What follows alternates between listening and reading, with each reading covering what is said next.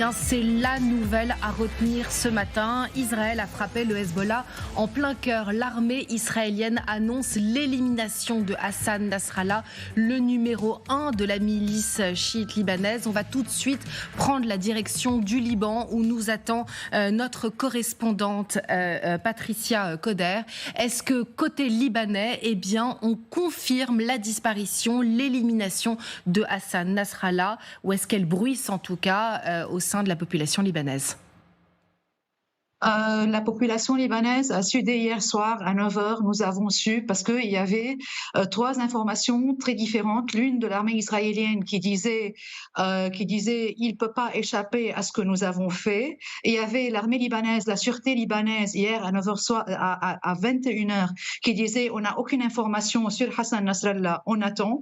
Et il y avait les Iraniens et le Hezbollah qui disaient il est sain et sauf. Et comme durant les heures tardives de la nuit, il n'est pas passé à la télé, nous, en tant que Libanais, je pense que tout le monde a deviné que Hassan Nasrallah a été assassiné. Pour l'instant, il n'y a que l'information qui a été donnée par l'armée israélienne, par le porte-parole en langue arabe de l'armée israélienne, qui est Avishai Adroai, qui a dit on a liquidé le dénommé Hassan Nasrallah. Le Liban officiel n'a donné aucune confirmation et on attend maintenant que le Hezbollah ou que l'Iran ou que n'importe quelle source, qu'elle soit libanaise ou du Hezbollah ou de l'Iran, qu'elle confirme l'information selon laquelle Hassan Nasrallah a été assassiné. Moi, aujourd'hui, j'étais dans les rues de Beyrouth. Je suis passée un peu à côté de l'ambassade des États-Unis aussi, parce que dans les régions, vous savez, le Liban est un pays mixte. Et il y a des régions chrétiennes, des régions sunnites, des régions druzes. Et il y a certaines régions qui sont assez, pas fragiles, plus ou moins, où il pourrait y avoir des frictions. L'armée est déjà déployée. L'armée est déployée à côté de l'ambassade des États-Unis un peu, et à Ashrafi, c'est-à-dire dans le quartier chrétien, dans un autre quartier qui est entre la banlieue chiite, entre la banlieue sud et le quartier chrétien aussi. Il y a des chicanes qui ont été mises en place pour prévoir à tout débordement. C'est ce qui a commencé hier soir parce que l'armée a commencé à se déployer hier. Voilà, c'est ce que j'ai. J'ai vu beaucoup de personnes déplacées qui n'avaient que leurs vêtements sur le dos, qui se sont réfugiées, qui n'ont nulle part où aller, qui sont dans les places publiques en fait, sur les squares de Beyrouth. Il y a des églises et des mosquées qui ont ouvert leurs portes à Beyrouth parce que hier c'était le grand exode du Liban Sud et toute la nuit l'armée israélienne a bombardé la banlieue sud de Beyrouth. Aujourd'hui, l'armée israélienne continue de bombarder la Bekaa et le Liban Sud. Et la banlieue, il n'y a pas eu, à midi, il n'y a pas eu de bombardement, mais en matinée, il y a eu. Merci. Les Israéliens disent que ce sont des cibles, des missiles qui sont qui sont dans les habitations en fait. Mais là, on a un exode énorme. On n'a pas encore le nombre des tués ou des blessés, mais il y a un exode énorme de la banlieue sud qui a été vidée de tous ses habitants. Merci infiniment Patricia Coder en direct de Beyrouth. Alors on va voir si un cap a été franchi avec l'un des meilleurs observateurs de la géopolitique mondiale. Bonjour Hubert Védrine. Bonjour. Bonjour, merci d'être mon invité aujourd'hui, ancien conseiller de François Mitterrand, ancien ministre des Affaires étrangères. Comment est-ce que vous qualifiez cette élimination de Hassan Nasrallah, le numéro 1 de la milice chiite du Hezbollah? Est-ce que pour vous c'est une bascule? Est-ce qu'on va vers une guerre totale? Comment est-ce que vous qualifiez cette action? Alors d'abord, son prédécesseur, il y a une trentaine d'années, avait déjà été éliminé par des frappes israéliennes. Je pense que ça va rendre Netanyahou très populaire, en Israël en tout cas. Même ceux qui le comptaient sur la question palestinienne ou sur Gaza, sur les otages, vont approuver. Et je pense que ça va réjouir secrètement beaucoup de Libanais. Ils vivent très mal, l'emprise évidemment de l'ami Hezbollah. Ils ne le diront pas. Bon, après, ils vont le remplacer par quelqu'un d'autre. Ça ne fait pas disparaître le Hezbollah, qui a une dimension militaire, terroriste et une dimension politique. Et ça va continuer. Est-ce que je crois l'embrasement régional? Pas vraiment. Je pense que Netanyahou, c'est sa politique. Il veut que la guerre continue, il ne veut pas de solution, il ne veut pas d'État palestinien par ailleurs. Il veut un peu d'escalade. Il espère, il rêve d'entraîner les Américains un jour dans une guerre au plus haut niveau avec l'Iran, mais il n'y arrivera jamais. Même pas réussi avec George W. Bush. Donc je ne crois pas qu'il puisse y arriver, même avec Trump, si c'était Trump. mais il a quand même intérêt à un certain degré d'escalade. Quant aux Iraniens, le régime iranien, il ne faut pas dire l'Iran ni les Iraniens, le régime, très particulier, hein, ils ont intérêt, ils ne peuvent pas ne rien faire, donc ils sont obligés de répliquer en montrant qu'ils sont quand même très engagés, très combatifs, sans se mettre en danger. Donc je pense qu'il y a des bornes à l'intensification régionale, mais ça peut se régionaliser un peu, là. Je ne crois pas une guerre tout à fait générale. Vous ne pensez pas qu'il y a un risque d'embrasement? Non, il y a un risque. Non, on est en plein risque, là, déjà, mais limité. Donc un peu plus. Mais les frappes sur les Hezbollah, comme le rappelait un de vos experts tout à l'heure, il y a comme d'ailleurs, y compris le porte-parole de l'armée israélienne, il y a une concentration d'armes phénoménale du côté Hezbollah, avec beaucoup de missiles autres capables de frapper Israël. Bon, tant que c'est des actions là-dessus, disons le monde, même le monde le plus critique envers Netanyahou, va le tolérer, ça. Mais si vous posez la question de la guerre générale avec tous les pays du Moyen-Orient, y compris l'Iran et les États-Unis engagés malgré eux, je ne crois pas que ça ira jusque-là. Alors, vous aviez dit à l'instant que Benyamin Netanyahou allait sûrement être très populaire en Israël. Justement, on va aller voir notre correspondance en direct de Tel Aviv, Bethsabée Salem. Comment est-ce que cette nouvelle de l'élimination d'Hassan Nasrallah, en tout cas l'armée israélienne qui revendique l'élimination d'Hassan Nasrallah, comment est-ce que cette nouvelle est perçue sur place ? Eh bien, écoutez, beaucoup d'enthousiasme, une vraie victoire pour les Israéliens. Sur les sites d'information ce matin, vous pouvez lire, enfin en tout cas à la mi-journée, le plus grand terroriste a été éliminé. Donc ce sentiment de victoire contre le Hezbollah, contre le terrorisme. Il faut rappeler que Hassan Nasrallah, ça fait 32 ans qu'il était à la tête du Hezbollah. Il a été responsable d'énormément d'attaques, pas seulement contre des Israéliens, mais aussi contre des Juifs. Donc vraiment ce sentiment d'avoir pris le dessus, et pourtant on avait infligé ici beaucoup de coups déjà au Hezbollah, mais cette élimination bien sûr est encore plus importante même que les explosions de Beeper dont on avait tant parlé. Et puis il y a aussi un deuxième sentiment, c'est un sentiment de fierté d'une opération quand même extrêmement compliquée. Il y a eu cette fenêtre d'opportunité dont l'armée a disposé. On savait apparemment que Nasrallah se trouvait au quartier général du Hezbollah à Beyrouth. L'armée n'avait que quelques minutes finalement pour mener cette frappe, une frappe extrêmement importante, 83 tonnes d'explosifs, on a appris il y a quelques minutes. Maintenant, la question est de savoir quelle sera la riposte du Hezbollah et peut-être aussi de l'Iran. Bien sûr, Israël est sur le qui-vive et on observe ici tous les fronts avec beaucoup d'attention. Et évidemment, on va se demander la question de la riposte. Merci infiniment, Bethsabée Salem. Un mot sur cette opération quand même qui s'appelait Ordre Nouveau, qu'a mené Tsahal. On va voir quelques images justement du chef d'état-major de l'armée israélienne qui s'est réuni. Les voici, donc les images de l'armée israélienne. Ordre Nouveau. Est-ce que vous pensez que l'élimination d'Hassan Nasrallah va basculer l'équilibre et aller justement vers un nouvel ordre dans la région ? Il n'y aura d'ordre dans la région, au sens vrai du terme, que quand les Israéliens auront enfin tranché sur la question palestinienne. Il y a une bataille chez eux depuis très longtemps, depuis le début de la colonisation. Pas depuis le début d'Israël, mais depuis de la colonisation.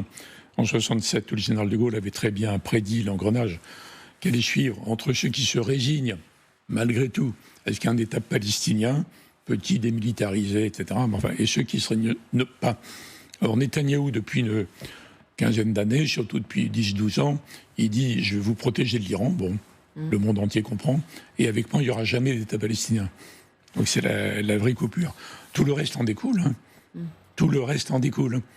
L'absence de solution de l'État palestinien. Or, il y a 15-20 ans, de grands Israéliens exceptionnels, Yitzhak Rabin, Shimon Peres, Ehud Barak, Ehud Olmert, même Sharon à la fin, qui avaient conclu que pour des raisons de sécurité, pas d'amour des Palestiniens, mais pour des raisons de sécurité, il fallait accepter.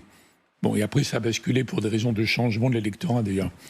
Ce que Bill Clinton avait prédit en Israël. Et donc, on a depuis 10-12 ans un gouvernement israélien qui dit avec nous, jamais.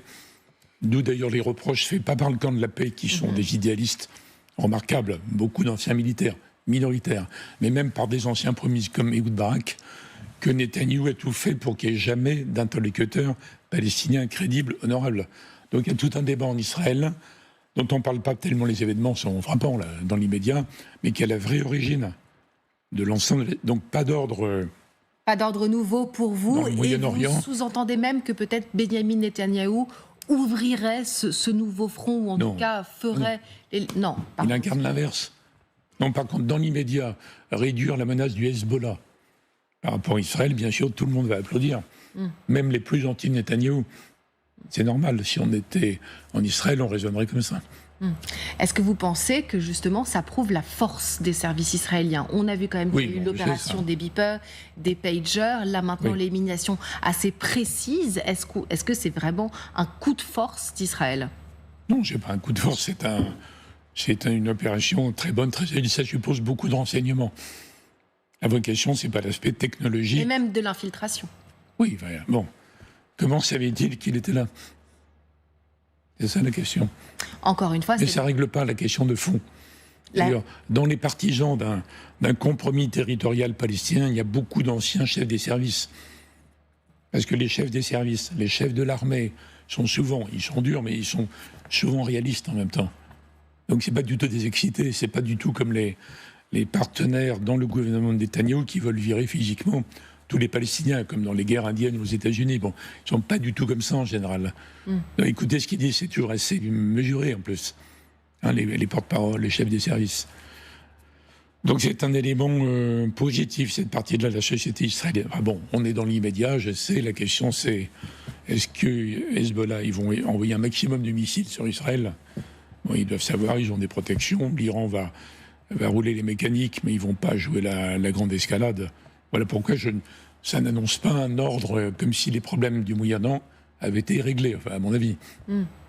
Vous ne pensez pas qu'il peut y avoir, parce que vous avez l'air très sûr justement du fait qu'il va y avoir comme un jeu de rôle, si on vous écoute, c'est-à-dire une riposte graduée, on montre les muscles mais on n'y va pas vraiment. Vous ne pensez pas que l'Iran va être obligé d'aller un petit peu plus fort? Israël a quand même éliminé le chef politique un peu plus fort. Et pas la guerre générale. Ils ne peuvent pas se le permettre, le régime se mettrait en danger. Et l'Amérique, qui est mécaniquement obligée de soutenir ça jusqu'à un certain point, n'ira jamais jusqu'à la guerre ouverte avec l'Iran. Donc il y a des bornes, mais entre les deux, il y a toute une marge pour faire 1000 commentaires dans les jours qui viennent. Parce que ça va s'intensifier, s'élargir, un peu, monter un peu. Donc ce qu'il faut souhaiter, c'est que le Hezbollah n'ait pas les moyens de frapper trop de cibles en Israël en réaction. Bon. Mais c'est qu'une étape dans une vaste histoire qui dure depuis longtemps. Alors justement, qui dure depuis longtemps. Ils vont le remplacer tout de suite, bien sûr. Et comment est-ce que vous voyez justement la fin de cette histoire? Est-ce que l'élimination de Nasrallah amène un petit peu plus justement à une peut-être solution ou pas du tout? Ça ne change rien. Non, mais c'est bien d'un point de vue israélien. Je les comprends tout à fait. Avant même qu'elle nous parle de l'enthousiasme, je l'avais dit. Du point de vue israélien, le nord d'Israël qui est menacé, les missiles, ça. Mais ça ne règle pas la question de fond. La question de fond, est-ce que les Israéliens se résignent un jour ou non à un État palestinien? Et tant qu'il y a Benyamin Netanyahou au pouvoir, pour vous, on n'y arrivera pas. Il annonce que c'est le but de sa vie, quoi. Il n'y en est pas. En plus, il a des alliés encore plus durs que lui, qui sont des nationalistes extrémistes, des sionistes religieux extrémistes, etc. Donc il faudrait qu'il change de majorité. Ou qu'il y ait quelqu'un d'autre. C'est vrai qu'il y aurait beaucoup de gens dans le monde, même les États-Unis de Trump, et en tout cas l'Arabie, qui dirait « Ok, on veut bien rentrer dans le processus de normalisation avec Israël, à condition qu'il y ait quand même quelque chose pour les Palestiniens. » Ce qu'ils avaient oublié dans l'épisode Accord d'Abraham, avant. D'où l'engrenage, les horreurs du 7 octobre, les horreurs de la guerre de Gaza, etc. Mais malgré tout ça, moi je ne désespère pas sur le fond. Je n'exclus pas qu'il y ait à un moment donné un processus qui se réveille au-delà de la neutralisation du Hezbollah. Est-ce que les pays arabes ne pourraient pas se mettre autour de la table? Par exemple, en marge de l'ONU, l'Arabie saoudite a proposé une coalition justement pour aller vers cette solution à deux États. Est-ce que ça ne doit pas venir du monde arabe? Mais Netanyahou, non mais ça ne peut pas venir d'eux. Ils se sont mis hors jeu depuis 20 ou 30 ans. Ils ont complètement laissé tomber les Palestiniens. Quand Mitterrand, courageusement, en 82, avait parlé d'un État palestinien, George Bush, le père, avait dit « Vous avez raison sur le fond, mais moi je ne peux pas, l'Amérique, etc. » Bon, ils n'ont rien fait. Il y a eu un plan Abdallah formidable, en 2000, je crois, où le roi Abdallah d'Arabie disait « Ok, on va normaliser en échange d'un État palestinien. » Évidemment, le gouvernement israélien à l'époque n'a même pas répondu, puisque ils étaient déjà dans la logique post-Rabin. Bien sûr. Je rappelle que Rabin a été assassiné par un extrémiste juif, comme Sadat avait assassiné par un extrémiste égyptien. Voyez. Bon, donc ça peut renaître un jour, mais je ne vois pas comment ça renaîtrait avec Netanyahou. C'est le but de sa vie, donc il faudrait un autre Premier ministre, un autre leader palestinien. C'est moins compliqué, on les sort de prison, on met à la table, bon. Mais il faudra les protéger, ce jour-là. Les protéger de leurs extrémistes, 24 heures sur 24. Mais le monde entier soutiendra si un procès. Alors, ça paraît surréaliste que je dise ça aujourd'hui. Là, on est dans une escalade limitée, mais qu'on peut comprendre. Même les partisans de la paix doivent comprendre, enfin doivent approuver, à mon avis, qu'on neutralise le Hezbollah le plus possible. Parce que c'est pas le genre de Palestinien avec lequel il voudrait parler. Hein. Impossible. En tout cas, c'est quand même un sacré camouflet, on peut le dire, pour le Hezbollah et pour l'allié iranien. On va tout de suite retrouver Siavash Ghazi en direct d'Iran, justement. Comment est-ce que la nouvelle, l'élimination de Hassan Nasrallah est prise sur place? On parle d'une humiliation énorme pour le Hezbollah. Absolument, il n'y a pas encore de réaction côté pouvoir iranien à cette annonce de l'armée israélienne de l'élimination de Hassan Nasrallah. Depuis hier soir, les médias iraniens tournent en boucle et reviennent donc sur cette attaque qui a été menée par l'armée israélienne contre Beyrouth. Plusieurs commentateurs et journalistes de la télévision d'État ont affirmé que l'Iran devait répondre à Israël et ne pas attendre le moment que Israël aura choisi pour l'affrontement qui aura forcément lieu selon plusieurs journalistes de la télévision d'État, l'affrontement qui aura forcément lieu entre l'Iran et Israël, puisque dès hier le Premier ministre israélien a affirmé que Israël attaquera et frappera l'Iran si jamais l'Iran frappait Israël de nouveau après l'attaque qui a été menée à la mi-avril contre l'État hébreu. Donc on est vraiment dans une situation de pratiquement de guerre ouverte entre les pays, mais pour l'instant les autorités iraniennes n'ont pas réagi à l'élimination de Hassan Nasrallah comme l'a été affirmé par l'armée israélienne. Merci Siavash Ghazi. Une situation de guerre ouverte pour vous, ce sont les mêmes mots que vous employerez, Hubert Védrine? Ouais, c'est vrai, c'est pas vrai, parce que il y aura une escalade. L'Iran doit être en train de se dire où est-ce qu'on peut frapper. Soit en Israël, soit à côté, soit ailleurs, les intérêts israéliens ou occidentaux, mais ils ne peuvent pas monter aux extrêmes. Ils ne peuvent pas entrer en guerre générale avec Israël. Moi, je pense qu'ils ne peuvent pas, qu'il y a des limites. Mais évidemment, il va être obligé de montrer ce régime terrible en Iran, qui tombera un jour, je ne sais pas quand, mais ils sont obligés de montrer qu'ils ne vont pas se laisser faire. Ils n'ont pas tellement d'options. Hein. Donc, ils vont envoyer des missiles, des trucs, des drones. Ils vont être interceptés normalement. Bon. Ils n'ont pas la capacité ou ils n'y ont pas intérêt? Il y a les deux. Ils n'ont pas totalement la capacité. Non, ils n'ont pas intérêt à se mettre en danger. Mais je n'ai pas les éléments. Je ne suis pas un dirigeant iranien, je ne sais pas. C'est mon analyse. Ils n'ont pas intérêt à aller trop loin. Est-ce que quelque part, Benyamin Netanyahou n'a pas libéré le Liban? Tout à l'heure, notre correspondant Arthur Saradin disait qu'il pouvait y avoir une fierté nationale. C'est-à-dire qu'Israël tape le Hezbollah, mais il tape aussi les Libanais. Est-ce qu'il ne faut pas aussi se méfier d'une colère sourde et nationaliste qui pourrait revenir? Je l'ai dit tout à l'heure, à mon avis, donc il va être très applaudi en Israël. On comprend pourquoi, même dans le camp de la paix. Et au Liban, il y a plein de gens qui vont être secrètement rassurés. Sauf qu'il y aura un successeur, il y aura toujours le Hezbollah. Mais tout ce qui affaiblit le Hezbollah, au Liban, c'est pas les Libanais. Hein. Donc réjouit secrètement une partie des Libanais. Ceux qui rêvent d'un Liban dans un Moyen-Orient en paix, qui redeviendrait une sorte d'oasis, avec une coexistence entre les différentes communautés, dont les chiites libanais, mais pas l'énorme système militaro-terroristo-politique qui domine le sud Liban. Donc, ils ne vont pas le dire, cela. Mais c'est mon sentiment. Est-ce que la France peut avoir un rôle à jouer pour relever le Liban, justement, aider à sa reconstruction et finalement à sa libération de cette milice? Vous me parlez de la France, mais quel est le rôle du monde entier?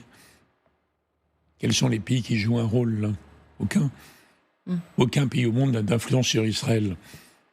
Israël a l'influence que l'on connaît sur les États-Unis. Les États-Unis n'ont pas d'influence. Sinon, Biden aurait obtenu la trêve sur Gaza. Et puis sinon, il aurait obtenu, comme dit depuis octobre, 7 octobre, la reddition d'une voie vers un État palestinien. Il n'a rien obtenu. Même les États-Unis. Bon, et la France et les autres Européens, ils n'ont pas de levier direct. Il peut être très important, au moment où se dessinerait un processus de solution, pour être des garants, pour être disponible, pour apporter une aide à la mise en œuvre d'un accord, à la reconstruction.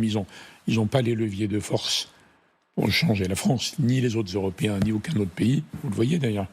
Vous voyez bien. Sinon, on n'en serait pas là. Hein. Et Israël vient de recevoir 9 milliards d'aides militaires américaines. Vous dites que là encore, eh bien, finalement, les États-Unis lui donnent leur blanc-seing, on peut le dire. Les présidents américains expliquent qu'ils ne peuvent pas faire autrement. Obama, dans ses mémoires, il consacre 30 pages à expliquer pourquoi il n'a pas pu faire ce qu'il fallait. Tous les présidents américains, après, sont pour un État palestinien, convaincre les Israéliens de bonne foi, les garantir la paix, la sécurité, démilitariser, etc. Mais il y a un système américain que vous connaissez qui fait qu'il n'y arrive pas. D'ailleurs, Obama, Clinton, c'est pareil. Alors Trump était de l'autre côté. Biden, qui a redécouvert la question, comme les Européens d'ailleurs, le 7 octobre, a dit qu'il faut trouver une voie vers l'État palestinien. Ils n'ont pas de levier. Et arrêter les livraisons d'armes, l'aide financière, qui est énorme quand même. Ils ne peuvent pas, parce que les Américains sont pour continuer. Le Congrès est pour continuer. Donc c'est comme ça. Donc ça viendra, à mon avis, d'Israël. Je pense que le raisonnement à la Rabin, qui était leur grand homme, qui avait combattu les Palestiniens férocement pendant la première intifada. Après, il a dit, bon, c'est pas une solution, il faut qu'on fasse autrement. Moi, je pense qu'il y aura en Israël d'autres rabbins un jour qui vont réenclencher un autre processus. Et le fait de neutraliser le Hezbollah, s'il y arrive, peut jouer un rôle positif. Puisqu'on est moins menacé par le Hezbollah, c'est le moment de repenser à la question de fond, peut-être. Mais peut-être que je suis trop optimiste, contrairement à l'image que j'ai en général, parce que j'ai été très mêlé à ces 15 années de recherche et qu'on est passé pas loin, vous voyez, plusieurs fois. En Israël, c'est tellement ouvert. En Europe, on peut à peine débattre de ces sujets. En Israël, c'est tellement ouvert. En tout cas, exclure. Ces mots d'espoir redonnent un peu le sourire. Merci infiniment, Hubert Védrine, d'avoir été l'invité d'LCI.